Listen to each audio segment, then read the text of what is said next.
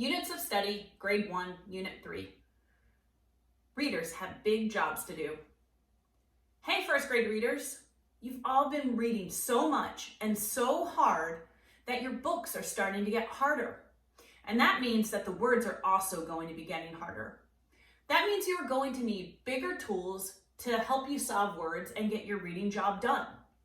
This video will give you a quick snippet of some strategies that you can use to help you solve those newer, bigger, tougher words. Are you ready? It's power tool. For today's lesson, we are going to use our anchor chart, Tools for Solving and Checking Hard Words, as a resource to help us remember these strategies as we get stuck on tough words. Teaching point 1. Readers don't just look at the pictures. They also think about what is happening in the story to help them figure out and solve words they might be stuck on. I'm going to use a book I've been reading, Bink and Golly, to test this strategy out.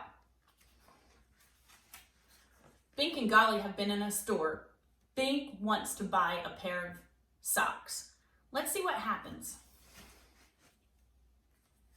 I'll take this pair, said Bink.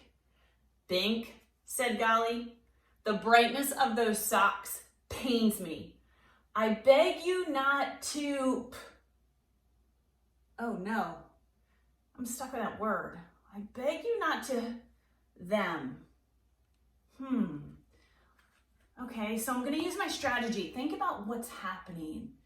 They're at a store, there's a sock sale. Bink wants that pair. Beg you not to buy. Oh, I beg you not to purchase them. See, I got stuck on the word purchase. And the picture, it didn't completely help me. I could tell they were in the store, but I thought about what was happening. They were in the store, there was a sale, she wanted a pair of socks, and that helped my brain realize that this is the word purchase. After I'm done, did that word make sense? I beg you not to purchase them. Sure makes sense to me. So, teaching point 1, if you get stuck, think about what's happening. Okay, readers, here's your next reading power tool to get the job done. Teaching point 2. Readers think what word would sound right. What word would fit if you get stuck? Think what kind of word you would use. What would fit? Let's try it. I'm going to use my Bink and Golly story again. If I get stuck, what type of word might fit? I love socks, said Bink. Some socks are more lovable than others, said Golly. I especially love... Ooh, that's tough. I don't know that word. I especially love socks, said Bink. All right, well, I'm going to use my strategy. What kind of word would fit? I especially love, big socks? I don't think that fits. I especially love striped socks? Oh, well, that works, but it doesn't have the same letters. That can't work. Oh, they're colorful.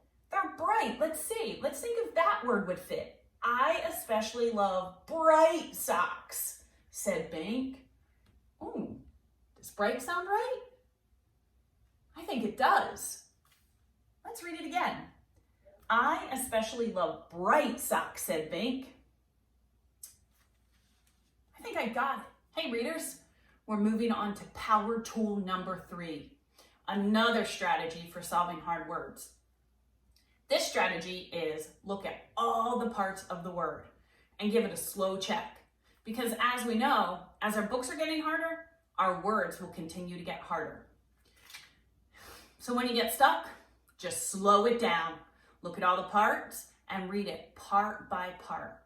I'm once again going to use my Bink and Golly example to try this strategy. Hello, said Bink. I'm here for the socks. Aisle 10, said Mr. Eckel. Aisle 10, said Mr. Eccles. Alrighty then, said Bink. Aisle 10. It's a sock. Oh, I don't know that word. That's a really big word. It's a sock something, said Bink. Okay, I'm going to look at my anchor chart and think about this strategy. Look at all the parts of the word and do a slow check. It's a sock bonanza. Bonanza. Bonanza. It's a sock bonanza. Do you see how I used a slow check and I looked at each part to solve that tricky word? That's a good strategy for you to try when you are stuck on a word. Readers, we've talked about a lot of reading power tools today, but I think you have room in your reading tool bag for one more. You know that vowels can make two sounds, short vowel sounds and long vowel sounds. But some vowels are sneaky. They're just tricky. They are in disguise because they don't look the way they may sound. Your next tool is to remember that readers are flexible. Readers know that letters and groups of letters make different sounds. You can say the word or word parts many ways to figure out those vowel sounds. Let's try it. Let's solve some sneaky words. Again, I'm going to use my Bink and Golly example. Try it many ways. The problem with Golly, said Bink, is that it's, that's a funny word. It's a tricky word. It starts with an E and has an I. Either,